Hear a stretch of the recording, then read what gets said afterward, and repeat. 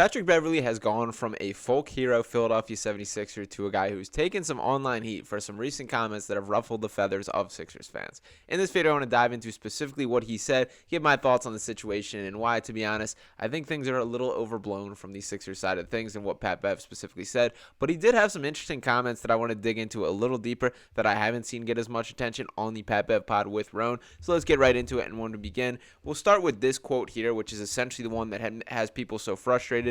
And Pat Bev on the biggest difference between the Bucks and the Sixers. Quote, "Everybody wants to win. It's not about the stats. It's not about the numbers here. It's about who gets the ball. Everybody here wants to win." So that clearly, and the full context here, by the way, is when discussing it on the podcast with Roan. By the way, shout out Roan, Philly guy through and through, awesome dude there. He asked was telling the stories of post-trade deadline, and Pat Bev said he got a call from Tobias, and Tobias Harris was asking what the difference is in Milwaukee, and that was the answer that Pat Bev gave, saying everybody wants to win here, blah blah blah.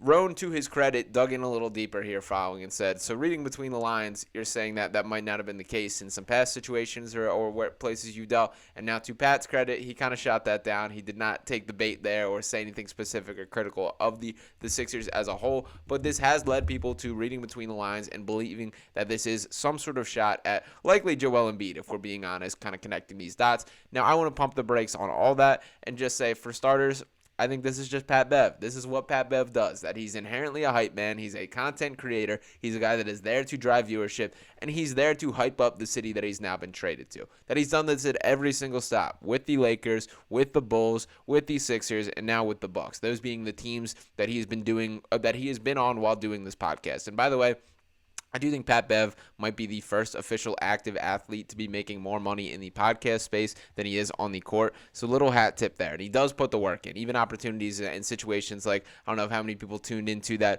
DraftKings shootout with Barstool Sports that they were doing for that. But Pat Bev in that specific situation played in an NBA game in Milwaukee, drove all the way down to Chicago, and then participated in that in the middle of the night. Those are things that most athletes are just straight up unwilling to, and to have that type of interaction, that type of willingness to put in the work from an off-court perspective is why that he is pretty much dominating the podcast game from the player space right now. So I will give a little hat tip to Pat here.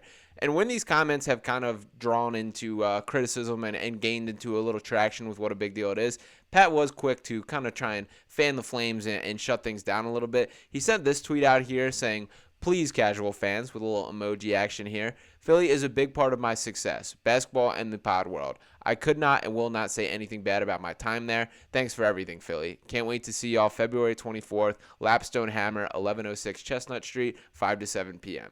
So that being a little promotion for a live podcast that he will be doing there. Once again, a testament to the work that he puts in off the court. I do have respect for him there. But I do think that these comments specifically, we can feel how they feel about them. Everyone can interpret those the way that they do interpret them. What did catch my thoughts from that podcast specifically was Pat going a little more in-depth on his interaction with Daryl Morey. There was the immediately following the trade deadline, Pat speaking about how Daryl Morey told him he wouldn't get traded. Obviously, he was traded in exchange for Cameron Payne and the second-round pick. Morey kind of cleared the air, saying how this was an unforeseen circumstance, an offer that we received. This was not something that we were planning to do. It just kind of happened. I think that does a little bit of a bluff, that there's no way they didn't have the dots connected with Kyle Lowry. And I think the ultimate conclusion to this whole situation is that Nick Nurse got his guy in Kyle Lowry, and obviously there's ties here to Philadelphia and all the other things, and Doc Rivers got his guy in Patrick Beverley, who Pat's been very open about speaking with Doc even before taking the Sixers gig, talking about how the team need him. And Pat Bev, I don't want to rewrite history here, that I've been very positive of Pat Bev. I've even been outspoken about the trade to send away Pat Bev.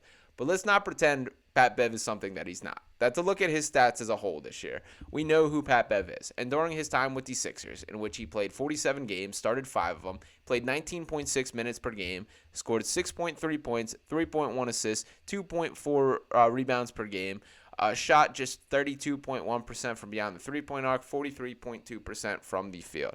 Now, Pat Bev is not there to light up the stat sheet. That we know who he is as a player, what he brings to a team, and frankly, I'm still very positive on the experience that we had with him on this team.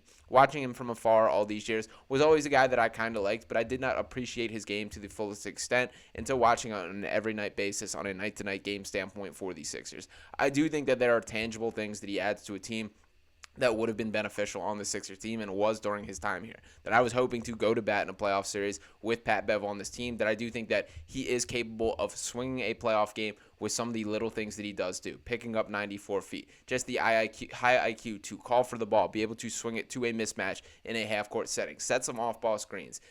Being capable of reading a defense. And frankly, he stepped up in a lot of situations when the Sixers were shorthanded that I was very impressed by this year.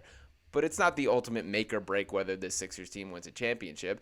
And there is a real world where even now that the picture is complete, that Kyle Lowry officially is in Philadelphia, you can zoom out on the picture and understand why Daryl Morey made this decision. That you added Campaign, who I'm still not a huge Campaign guy. He's looked very good so far, and he is a guy who will look better in the current situation when they're shorthanded, when they need this offensive punch. That Campaign is a better shooter than Pat Bev, and frankly, I think that's where these Sixers are operating, that they will purely take the better shooting options, and there may be some logic in that. When you have a guy like Joel Embiid, you want as much spacing as you can possibly get. I don't think Pat Bev meant it as negative as he did, but the other comment that I do kind of think he was when speaking about the Daryl Morey situation. He talked about how Daryl said he wouldn't be traded. He ultimately was. Roan kind of came back at him and said, so you're saying Daryl Morey's a liar? And then he phrased the question as, so you're saying James Harden wasn't lying? And Pat Bev did not deny that statement there. That he says, I'm not going to say James was wrong, was the quote that he gave back to that. So I do think that was a little interesting, more from the inner workings of things. But just as a whole, let's not sour on the Pat Bev experience in Philadelphia. It was cool that it happened, and I did want to pull up the initial tweet from Pat Bev following a trade saying, quote, I want to thank the 76ers fans and my teammates for allowing me to do my thing. Always love Nurse and EB. Morey is understand the business. You took a chance on me over a decade ago when no one did. Always love. 76ers love. So we can keep with that. That we can have a nice closed chapter of the Patrick Beverley experience in Philadelphia. I'm not going to act like he was perfect, the perfect player.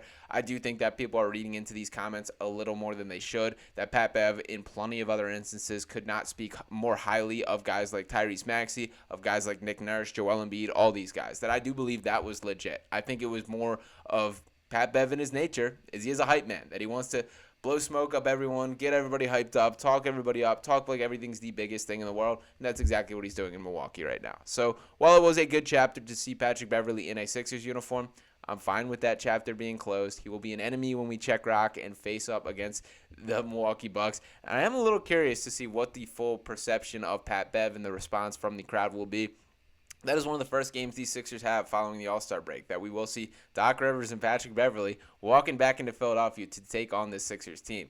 I can tell you, I can guarantee, I know it won't be the most positive response to Doc Rivers. I'm not sure about Pat Bev, that I think prior to all this, there's no doubts that he get basically a standing ovation, that he was very good for this Sixers team. He delivered, he brought it, he fit Philadelphia in a way that not all players are capable of. But I do think that this does add a little element to it. Hopefully, the everything is cleared up. All situations are good on all fronts. I do want it to be good vibes between Pat Bev and the Sixers. Who knows what happens? He was a fun guy to root for, and I will still come back to my biggest frustration with the trade as a whole, is you just traded another Eastern Conference contender, a player in their position of need. That you made an opponent better by giving them Patrick Beverley without a way that I think truly helped these Sixers. So I am frustrated by that. I get that they added a pick. We will see how things shake out. The Sixers did add Buddy Hield, which is more of an impact player than Patrick Beverley will make on this team. Kyle Lowry, we will see what he has left in the tank. But I do want to hear from you guys. Are you more frustrated from the Patrick Beverley comments than I am? Or you think this is something I'm underreacting to? I do think on the spectrum of frustrations, I'm pretty much on the lower side of things here, that I've seen some people pretty upset about that. So let me know if I'm missing the mark here, if I'm not reading to this as much as I should. Either way, thank you guys so much for tuning in. Make sure you are smashing that subscribe button right here on Sixers Digest. Drop a comment. Let me know your thoughts. Drop a like on this video. I'll be talking to you the next time right here on the channel. Peace.